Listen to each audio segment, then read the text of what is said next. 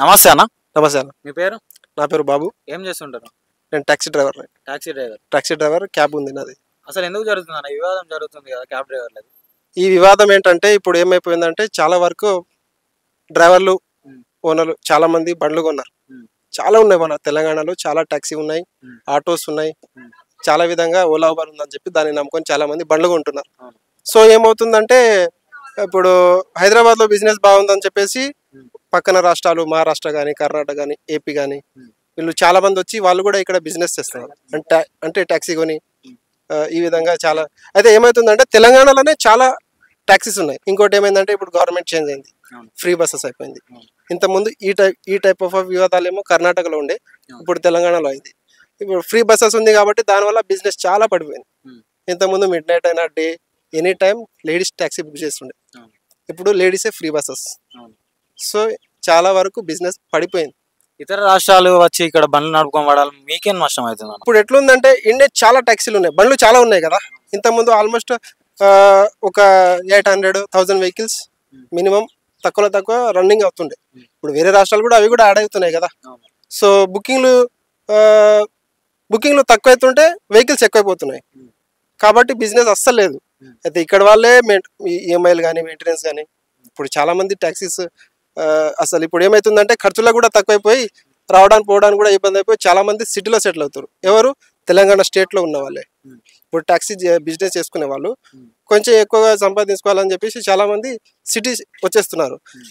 తెలంగాణ రాష్ట్రంలో ఉన్న వాళ్ళే ఈ బిజినెస్లో ఎఫెక్ట్ అవుతుంది. అదేవిధంగా వేరే రాష్ట్రాల వాళ్ళు కూడా వచ్చేస్తే ఇక్కడ వాళ్ళ పరిస్థితి ఏంటిది? ఆ టైపు దానివల్ల అందరూ లేదు మా రాష్ట్రంలో మేము నడిపిస్తుంటాం, ఎవరి రాష్ట్రంలో వాళ్ళు చూసుకోండి. మీ ప్రత్యేక డిమాండ్స్ ఏంటన్నా? అసలు డిమాండ్స్ అంటే ఏముంటుంది, అంతే కదా. మా రాష్ట్రంలో మేము పని చేసుకుంటున్నాం, వేరే రాష్ట్రాల వాళ్ళు రావడం వల్ల మాకు కూడా ఉపాధి తగ్గుతుంది కదా. సో మాకే ఇబ్బంది అయిపోతుంది. మీరు ఈ విధంగా అందరూ వచ్చేస్తే హైదరాబాద్కి ఇక్కడ ఉన్న వాళ్ళ పరిస్థితి ఏంటిది?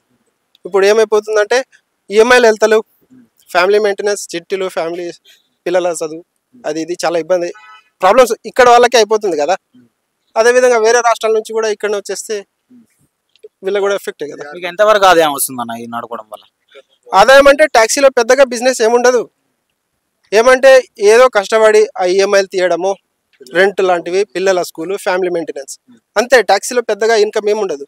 ఇంతకుముందు కూడా పెద్దగా ఏమి ఉండకపోతుండే. ఇప్పుడు గవర్నమెంట్ చేంజ్ అయినప్పటి నుంచి కూడా అంతే కొత్తగా ఉంది. ఆల్మోస్ట్ ఇప్పుడు 9 months అయిపోతుంది, ఇయర్ అయిపోతుంది దగ్గరలో. ఇప్పటికీ ఇంకా గవర్నమెంట్ చేంజ్ కావడం చాలా మంది కస్టమర్లు తిరగట్లేరు. ఇప్పుడు ఎయిర్పోర్ట్లో అయినా సిటీలో అయినా ఆల్మోస్ట్ చాలా లాస్ట్లో నడుస్తుంది. ఈఎంఐలు కూడా అప్పులు తీసుకొచ్చి కట్టాల్సి వస్తుంది. ఈ వివాదం ప్రభుత్వం వరకు వెళ్ళిందని మీరు అనుకుంటున్నారా? ప్రభుత్వం నుండి ఎలాంటి స్పందన వచ్చింది అనుకుంటున్నారు? తెలుసు, ప్రభుత్వానికి అయితే తెలుసు, వాళ్ళు కూడా ఆలోచిస్తారు. ప్రభుత్వం కూడా ట్యాక్సీ వాళ్ళకు ఏదో ఒకటి చేయాలని ఉంది, కానీ వాళ్ళకి ఇంకా ఇంప్రూవ్ చేస్తే బెటర్ అని. ఇంకోటి ఏంటంటే ప్రైస్ కూడా చాలా లాస్ట్లో నడుస్తుంది, బుకింగ్ల ప్రైస్ కూడా చాలా లాస్ట్లో నడుస్తుంది. ఈ యాప్ త్రూ బుకింగ్లు ఉన్నందున ఇక ఏం చేయలేకపోతున్నాం. ఏది ఉంటే డ్రైవర్ల పరిస్థితి ఎట్లుందంటే బండి కొన్నా అని ఇప్పుడు వేరే వర్క్ లేదు, చాలా వరకు వేరే పని లేదు. ఇక వెహికల్ కొన్నవాడు ఏం చేస్తాడంటే ఏదైనా నడిపాల్సిందే. ఆ విధంగా వేరేదేం లేదు. కానీ ఉన్న వెహికల్సే వాటికి బుకింగ్స్ వస్తున్నాయి, ఓకే. కానీ ఇంకా వెహికల్స్ పెరుగుతుంటే ఏమవుతుందంటే అక్కడ బుకింగ్ల ప్రైస్ కూడా తగ్గుతుంది, బుకింగ్లు కూడా తగ్గుతున్నాయి. సో దానివల్ల చాలా బండ్లు మెయింటెనెన్స్ అవ్వట్లేవు.